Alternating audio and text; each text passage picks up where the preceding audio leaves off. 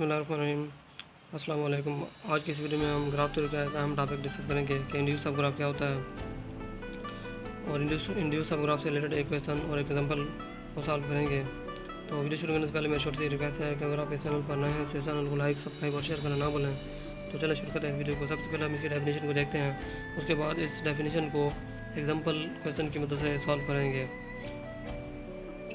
तो डेफिनेशन ए सब graph H of graph is said to be induced subgraph if there is an edge between two vertex and W, if an edge exists and E between these two vertices। इसका क्या मतलब है?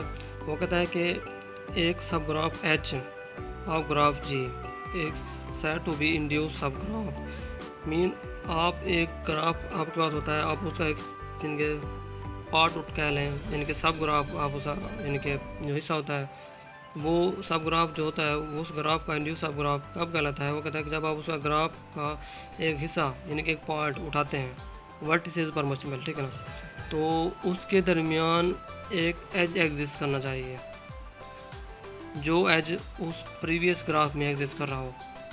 तो ऐसे सब graph को उस graph का इंड्यूस सब ग्राफ कहेंगे। तो इसको एग्जांपल की मदद से देखते हैं कि इंड्यूस सब ग्राफ क्या होता है।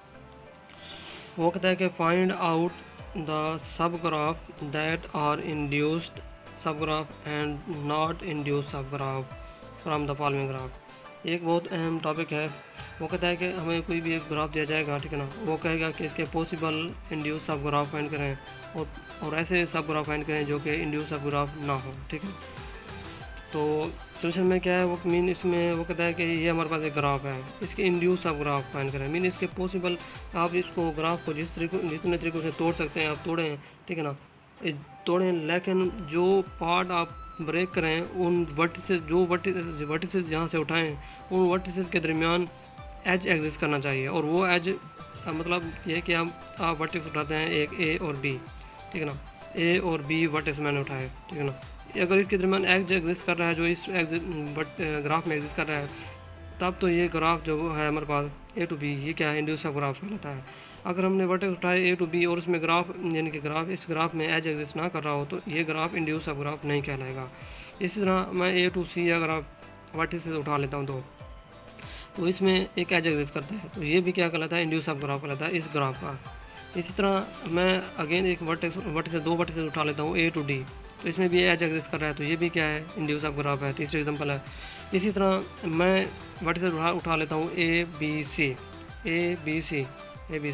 अगर इनमें एज एग्जिस्ट कर रहे हैं और एज भी वो एग्जिस्ट करने चाहिए जो प्रीवियस ग्राफ में एग्जिस्ट कर रहे हो तब वो जो आपने पार्ट ग्राफ का उठाया है वो इंड्यूस सब ग्राफ कहलाएगा उस ग्राफ का ओरिजिनल ग्राफ का।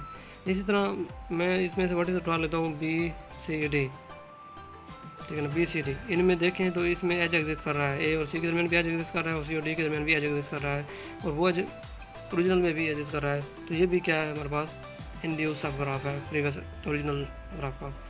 अगर मैं इसमें से वर्टिस उठा लेता हूँ, कौन से वर्टिस उठा लेता हूँ ए सी डी, तो इनमें देखें तो ए सी डी के दरमियान भी हमारे पास क्या है एजेस एग्जिस्ट कर रहे हैं। अगर इनमें से कोई एक एज भी एग्जिस्ट ना कर रहा हो इन वर्टिस के दरमियान तो ये ग्राफ इंड्यूस सब ग्राफ नहीं कहलाएगा। तो ये थे पॉसिबल इंड्यूस सब ग्राफ। उसके बाद हम फाइंड करते हैं कि कौन से ग्राफ इंड्यूस सब ग्राफ नहीं होंगे, वो इससे रिलेटेड फाइंड करते हैं। तो इसका दूसरा पार्ट ये है कि वो कहता है कि ऐसे यानी हमारे पास ये ओरिजिनल ग्राफ है, इसमें से ऐसे इंड्यूस यानी कि ग्राफ सब ग्राफ फाइंड करें जो कि इंड्यूस सब ग्राफ ना हो, ठीक है ना। तो इसमें मैं वर्टिस उठा लेता हूँ ए बी सी, इसमें मैं एज ड्रा कर लेता हूँ ए और बी के दरमियान और बी और सी के दरमियान। तो ये जो ग्राफ ये सब ग्राफ बना है ये इंड्यूस सब ग्राफ नहीं है, क्योंकि जो इंड्यूस सब ग्राफ की कंडीशन है वो ये है कि आप जो सब ग्राफ यानी कि जो वर्टिसेस उठाएं उन तमाम जो ओरिजिनल वर्टिसेस है जो ओरिजिनल ग्राफ से आप जो भी वर्टिसेस उठाएं उन वर्टिसेस के दरमियान एज एग्जिस्ट करना चाहिए। तो इधर हम देखें तो ए और सी के दरमियान जो है ना एज एग्जिस्ट नहीं कर रहा तो ये हमारे पास इंड्यूस सब ग्राफ नहीं है। इसी तरह मैं उठा लेता हूँ ए बी सी और इसमें बी और सी के दरमियान एज ड्रा नहीं करता तो ये भी हमारे पास इंड्यूस सब ग्राफ नहीं होगा। उसके बाद मैं वर्टिस उठा लेता हूँ ए बी और डी, तो इधर देखें तो ए बी और डी ये भी हमारे पास इंड्यूस सब ग्राफ नहीं है, क्योंकि यहाँ पे हमारे पास क्या होता है, ये तो देखें तो ए और सी के दरमियान एच एग्जिस्ट नहीं कर रहा, तो ये भी हमारे पास इंड्यूस ऑफ ग्राफ नहीं है। इसी तरह अगर हम देखें तो ओरिजिनल ग्राफ से मैं उठा लेता हूँ A B C D vertices उठा लेता हूँ, और ये एच जिनके ए बी सी डी मैं वर्टिस ड्रा कर लेता हूँ। इस तरह से कोई ग्राफ बनाता हूँ ए बी सी डी, और यहाँ भी एच ड्रा नहीं करता और यहाँ भी एच ड्रा नहीं करता, तो ये भी हमारे पास क्या है, इंड्यूस ऑफ ग्राफ नहीं होगा, ठीक है ना।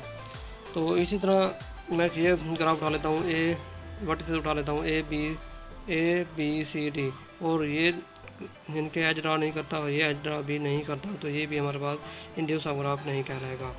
इसी तरह सोन आप इनके इंड्यूस ऑफ ग्राफ फाइंड कर सकते हैं ओरिजिनल ऑफ ग्राफ के, और ऐसे सब ग्राफ भी फाइंड कर सकते हैं जो नॉट इंड्यूस ऑफ ग्राफ, जिनके इंड्यूस ऑफ ग्राफ नहीं होंगे।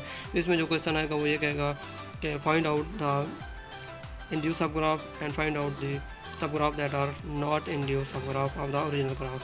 तो ये थी हमारी आज की वीडियो। अगर इस वीडियो में कोई बात समझ ना आई हो तो आप मुझे कमेंट सेक्शन में कमेंट कर सकते हैं। Thanks for watching this video.